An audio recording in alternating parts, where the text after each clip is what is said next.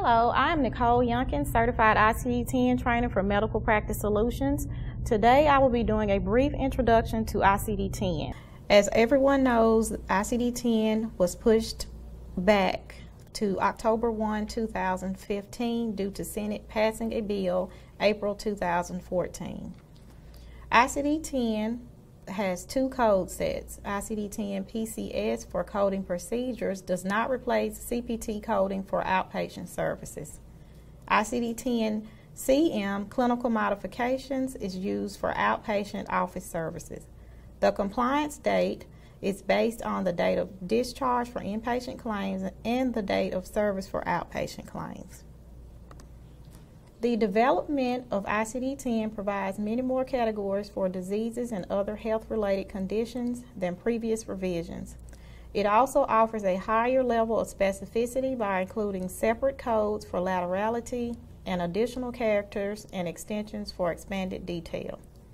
It combines etiology and manifestations, poisonings and external cause or diagnosis and symptoms into a single code.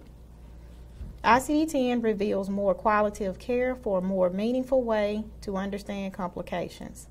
It better tracks outcomes of care and also incorporates a greater specificity and clinical detail to provide information for clinical decision making. The official guidelines for ICD-10 were developed by the Medicare and Medicaid Services, National Center for Health Statistics, two departments within the U.S. Federal Government's Department and Human Services, provide the following guidelines for coding and reporting using the International Classification of Diseases 10th Revision Clinical Modification. Who should be trained? Most importantly, physicians, nurses, and coders.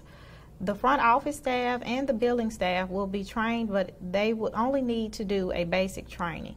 The structure and format of ICD-10 versus ICD-9. ICD-9 has 3 to 5 digit codes. ICD-10 has 3 to 7 characters. ICD-9 has 13,000 codes versus 68,000 codes in ICD-10. The difference between ICD-9 and ICD-10, ICD-9 lacks laterality and detail versus ICD-10, which includes laterality, and the coding is very specific.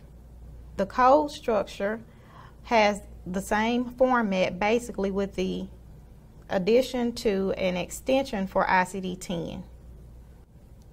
The organization of ICD-10 consists of the alphabetic index, which are made up of two parts, index to diseases and injuries and the index to external causes. The index to diseases and injuries includes the neoplasm table and the table of drugs and chemicals. ICD-10 is formatted the same as ICD-9. The tabular list, it's divided into 21 chapters. Disorders of immune mechanisms are included with diseases of the blood-forming organs. Certain chapters are reordered, which are 12, 13, 15, and 17. ICD-10 consists of 21 chapters compared to 17 chapters in ICD-9. Listed below are all 21 chapters and the code ranges for each chapter. ICD-10 CM changes. Each chapter has its own set of guidelines which are chapter specific.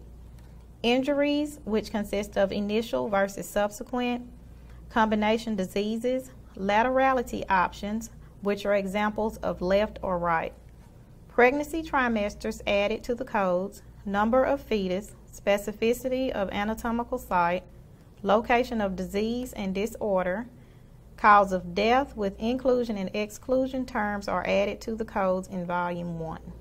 ICD-10 available codes. An example of an ICD-9 code would be acute pancreatitis, which is code 577.0. There are 6 available codes as it relates to ICD-10. Use of a 7th character. Fracture of an unspecified part of the neck of the right femur, code S72.001, would require a 7th digit. Documentation submitted lists that this was an initial encounter. The patient was seen in the clinic with a new fracture. The fracture was closed. The correct code would be S72.001A. The A relates to the initial encounter for the closed fracture. Placeholders. Placeholders are very important with ICD-10. When a placeholder applies, it must be used in order for the code to be valid. Several codes require a seventh character. The appropriate seventh character is to be added to each code from category T15. An example would be if a patient presents to the clinic for a foreign body in the left cornea, left eye, patient returns for routine care, having the eye reevaluated to ensure proper healing, which would be code T15.02. This code requires a seventh character. The code would be T15.02XD, and your placeholder would be the X included. This code requires a placeholder to fill out the empty character space when a seventh character applies.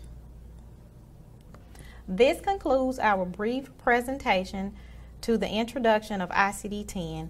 Please remember that physicians must document specifics as we look forward to the implementation date of October 1, 2015. My contact information is nyunkins@mpsbilling.com. Thank you for joining.